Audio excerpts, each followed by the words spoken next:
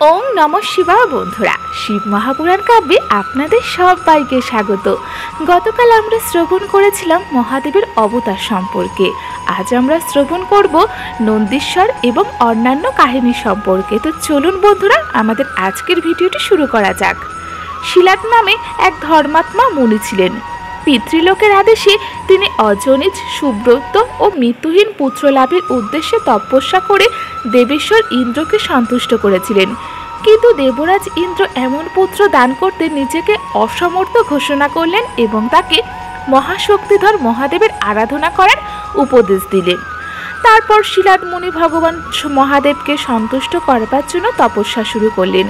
তার তপস্যায় প্রসন্ন হয়ে মহাদেব সেখানে উপস্থিত হলেন এবং মহাসমাধিতে নিমগ্ন শিলাদকে আলতো করে স্পর্শ করে জাগালেন। তখন শিলাদ শিবের স্তব করলেন আর ভগবান শিব তাকে বর দিতে প্রস্তুত হলেন। শিলাদ বলেন, হে প্রভু, আমি আপনারই মতো মৃত্যুহীন অজনিজ পুত্র চাই।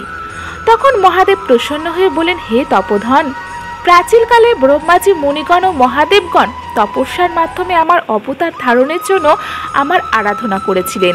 সেই কারণেই হে মুনি, যদিও আমি সমগ্র জগতের পিতা, তবুও তুমি আমার পিতা হবে এবং আমি তোমার অজনিজ পুত্র হব। আমার নাম হবে নন্দী।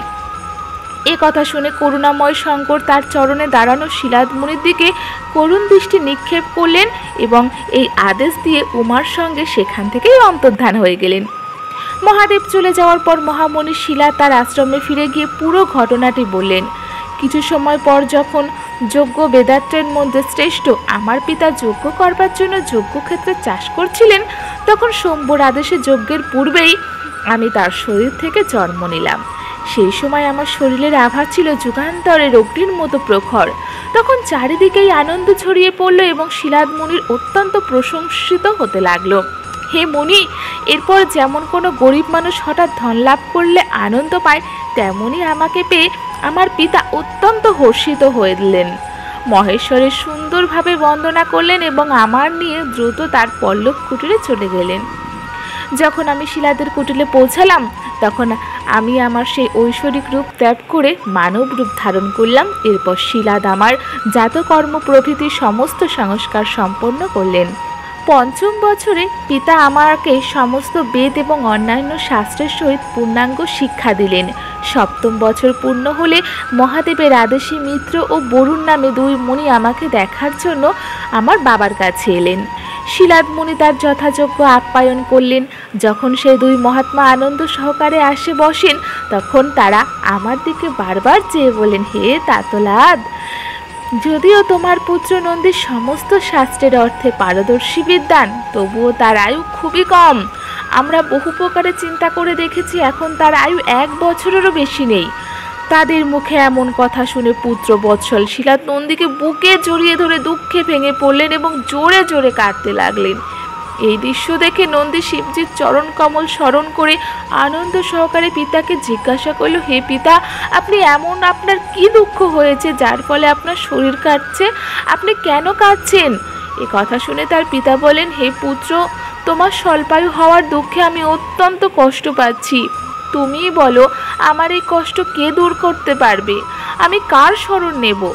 তখন পুত্র বলেন, হে পিতা, আমি আপনার মতোই শপথ করে বলছি এবং এটি একেবারে সত্য কথা বলছি যে দেবতা, দানব, যমকাল অথবা অন্য যে কোনো প্রাণী, এরা সকলে মিলে আমাকে হত্যা করতে চাইলেও আমার শৈশবকালে আমার মৃত্যু হবে না। সুতরাং আপনি চিন্তা করবেন না। তখন তার পিতা জিজ্ঞাসা করলেন, হে আমার প্রিয় পুত্র, তুমি এমন কোন তপস্যা করেছ বা এমন কোন ব্রত করেছ, জ্ঞান, যোগ, ঐশ্বর্য অর্জন করেছ, যার জন্য তুমি এমন ভয়ঙ্কর দুঃখকেও দূর করতে পারবে? তখন সেই পুত্র বলল, হে তাত, আমি তপস্যা বা বিদ্যার দ্বারা মৃত্যুকে পরাস্ত করব না, আমি মহাদেবের ভজনের দ্বারাই মৃত্যুকে জয় করব। এর বাইরে অন্য কোনো উপায় নেই। এই কথা শুনে আমার মস্তক নত করে পিতার চরণে প্রণাম করলাম এবং তাকে প্রদক্ষিণ করে উত্তম বনের দিকে রওনা দিলাম। বনে গিয়ে আমি এক নির্জন স্থানে আসন পাতলাম। উৎকৃষ্ট বুদ্ধির আশ্রয় নিয়ে কঠোর তপস্যায় প্রবৃত্ত হলাম, এমন তপস্যা যা বড় বড় মুনিদের পক্ষেও দুষ্কর। তখন আমি নদীর পবিত্র উত্তর দিকে দৃঢ়ভাবে ধ্যানস্থ হয়ে বসলাম। একাগ্র ও সংযত মন নিয়ে হৃদয়ের কোমল মধ্যস্থলে 3 নয়ন দশভুজা বিশিষ্ট শান্ত মূর্তি দেবাদিদেব সদাশিবের ধ্যান করে রুদ্রাক্ষ মন্ত্র জপ করতে লাগলাম। আমাকে এমন তন্ময় দেখে চন্দ্র অর্ধভূষিত পরমেশ্বর মহাদেব প্রসন্ন হলেন এবং উমাসহ প্রকাশিত হয়ে আমাকে আশীর্বাদ দিয়ে বলেন, হে শিলাদনন্দন, তুমি অত্যন্ত উৎকৃষ্ট তপস্যা করেছ। তোমার এই তপস্যায় আমি বড়ই সন্তুষ্ট হয়েছি এবং বরদান করতে চাচ্ছি। তোমার মনে যা ইচ্ছা তুমি আমাকে বলো। মহাদেবজির এমন কথা শুনে আমি শিরোনত হয়ে তার চরণে লুটিয়ে পড়লাম। তারপর বৃদ্ধা অবস্থা ও শোক নাশকারী পরমেশ্বরের স্তব করতে লাগলাম। এরপর ভগবান শিব নিজ হাতে আমাকে তুলে ধরলেন এবং শরীরে হাত দিয়ে বুলিয়ে দিলেন। তারপর জগদীশ্বর গণাধ্যক্ষ ও হিমাচল কুমারী পার্বতীর দিকে তাকিয়ে আমাকে বলল, হে বৎস নন্দী, এই 2 ব্রাহ্মণকে আমিই পাঠিয়েছিলাম। তোমার মৃত্যু ভয় কিসের? তুমি তো আমারই সমান, এ বিষয়ে কোনো সন্দেহ নেই। তুমি অজর অমর দুঃখহীন অব্যয় ও অক্লান্ত হয়ে সদা গণনায়ক থাকবে। তোমার মধ্যে আমার মতোই বল থাকবে। তুমি সর্বদা আমার পাশে অবস্থান করবে এবং আমার প্রতি তোমার প্রেম নিরন্তর বৃদ্ধি পাবে। এ কথা শুনে দয়ার শম্ভু নিজ কমল দল নির্মিত শিরভূষণ খুলে আমার গলায় পরিয়ে দিলেন। আর সেই শুভমালা গলায় পড়তেই আমি ত্রিনয়ন দশভুজা সম্পন্ন হলাম এবং দ্বিতীয় শঙ্করের মতো রূপ ধারণ করলাম। এরপর ভগবান শিব আমার হাত ধরে জিজ্ঞাসা করল, বলো, এখন তোমার আর কোনো উৎকৃষ্ট বর দেব নাকি? তারপর সেই বিশুদ্ধ শিব জটায় অবস্থানকারী মালার মতো নির্মল জল হাতে নিয়ে বললেন, তুমি নদী হয়ে যাও। এ কথা বলে সেই জল ছেটে দিলেন। তখন সেই জল স্বচ্ছ প্রবল গতিময় দ্যুতিময় মনোহর রূপে 5টি সুন্দর নদীতে পরিণত হলো, যাদের নাম হলো জটদকা, স্ত্রীস্ততা, বৃষধ্বনি, স্বর্ণদকা ও জম্বু নদী। এই 5টি নদী শিবের পশ্চাৎভাগের মতোই পরম শুভ। মহেশ্বরের নিকটে এর নাম উচ্চারণ করলেই এটি পরম পবিত্র হয়ে যায়। যে মানুষ এই 5টি নদীতে গিয়ে স্নান ও জপ করে পরমেশ্বর শিবের পূজা করে, সে শিব সজ্জায়ু লাভ করে, এতে কোনো সন্দেহ নেই। তারপর ভগবান শিব উমাকে বললেন, এ অব্যয়, আমি নন্দীর অভিষেক করে তাকে গণনায়ক বানাতে চাই। এ বিষয়ে কি তোমার কি মত? তখন দেবী উমা বললেন, হে দেবেশ, আপনি নন্দীকে গণনায়কের পদ প্রদান করতেই পারেন, কারণ শিলাদনন্দন আমার কাছে পুত্র সম, সে আমার অত্যন্ত প্রিয়। এরপর ভক্ত বৎসল ভগবান শঙ্কর তার অতুলনীয় বলশালী গণদের ডেকে বললেন, হে নায়ক, তোমরা সকলেই আমার আদেশ পালন করো। তোমরা এই প্রিয় পুত্র নন্দীশ্বর সমস্ত গণনায়কদের সভাপতি ও গণদের নেতা হবে। তাই তোমরা সকলে মিলে প্রেমপূর্বক এর আমার গণপতি পদে অভিষেক করো। আজ থেকে নন্দীশ্বর তোমাদের প্রভু হবে। মহাদেবের এমন বলা এবং আদেশ দেওয়ার পর সমস্ত গণনায়ক এমন বস্তু বলে তা গ্রহণ করলেন এবং অভিষেকের জন্য সামগ্রী সংগ্রহ করতে লাগলেন।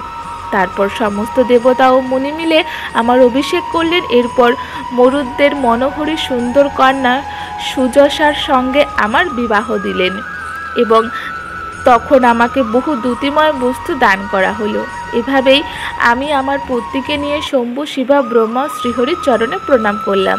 তারপর ভগবান শিব বললেন, হে সত্যপুত্র, এই তোমার প্রিয় সুযশা এবং তুমি আমার কথা শোনো। তুমি আমার পরম প্রিয়, তাই আমি তোমাকে মনোবাসনা পূর্ণকারী বর প্রদান করছি। হে গণেশ্বর নন্দী, তুমি আমার অবিচ্ছিন্ন প্রেম ভজন বিশিষ্ট পরম ঐশ্বর্যশালী মহান ধনুর্ধর মহাবলী এবং সর্বদা পূজ্য হবে। যেখানে আমি থাকব সেখানেই তোমার অবস্থান থাকবে, আর যেখানে তুমি থাকবে সেখানেই আমি থাকব। এই একই অবস্থা তোমার পিতা ও পিতামহেরও হবে।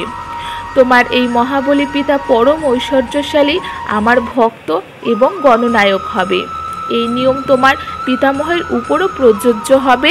শেষ পর্যন্ত তোমরা সকলেই আমার কাছ থেকে বর লাভ করে আমার সান্নিধ্য লাভ করবে। এ কথা শুনে নন্দীশ্বর বললেন, হে মহাভাগ, দেবী উমাও বর দেওয়ার জন্য উৎসুক হলেন এবং আমাকে বললেন, হে পুত্র, তুমি আমার কাছ থেকেও একটি বর চাও। আমি তোমার সব অভীষ্ট মনস্কামনা পূর্ণ করব। তখন দেবীর এই বাক্য শুনে আমি হাত জোর করে বললাম, হে দেবী, আপনার চরণে আমার সর্বদা শ্রেষ্ঠ ভক্তি যেন অটুট বিদ্যমান থাকে। আমার এই প্রার্থনা শুনে দেবী বললেন, এমনটাই হবে। এরপর শিবানন্দীর প্রিয়তমা স্ত্রী সুরজসাকে সম্বোধন করে দেবী বললেন, হে বৎস, তুমিও তোমার অভীষ্ট বর গ্রহণ করো। তোমার 3টি চোখ হবে, তুমি জন্ম বন্ধন থেকে মুক্তি পাবে, পুত্র পৌত্রীর দ্বারা সম্পন্ন থাকবে এবং আমার মধ্যেও তোমার স্বামীর মতো তোমার অটল ভক্তি বজায় থাকবে। এরপর শিবজির আজ্ঞায় প্রফুল্ল চিত্তে সফল দেবদেবীরাও আমাদের উভয়কে বরদান করলেন। তারপর শিব পরিবার সহ আমাকে নিজের করে গ্রহণ করলেন। উমাসহ বৃষভে আরোহণ করে আত্মীয় স্বজনদের মধ্যে নিজের বাসস্থানে চলে গেলেন। হে মনীশ্বর, এভাবেই আমি তোমাকে আমার অবতারের বর্ণনা করছি। এটি মানুষের জন্য সর্বদা আনন্দদায়ক এবং শিবভক্তি বর্ধক। যে শ্রদ্ধাশীল মানুষ ভক্তি ভরে মনোযোগ দিয়ে আমার এই নন্দীর জন্ম, বল্লাভ, অভিষেক ও বিবাহের বর্ণনা শোনে বা অন্যকে শোনায় অথবা পড়ে বা অন্যকে পড়ায়, সে সমস্ত লোকে সমস্ত সুখ ভোগ করে এবং শেষে পরম গতি লাভ করে। বন্ধুরা, এই ছিল আমাদের আজকে শিব মহাপুরাণ কাহিনী। আমাদের এই কাহিনী এখানেই আমরা সমাপ্ত করছি এবং এই কাহিনীর পরবর্তী অংশ নিয়ে আমরা আবার আগামীকাল আপনাদের এই প্রিয় চ্যানেল ধর্মকথা সম্পাতে মিলিত হব। বন্ধুরা, আপনারা সবাই ভালো থাকবেন, সুস্থ থাকবেন এবং কমেন্ট বক্সে হর হর মহাদেব লিখতে একদমই ভুলবেন না।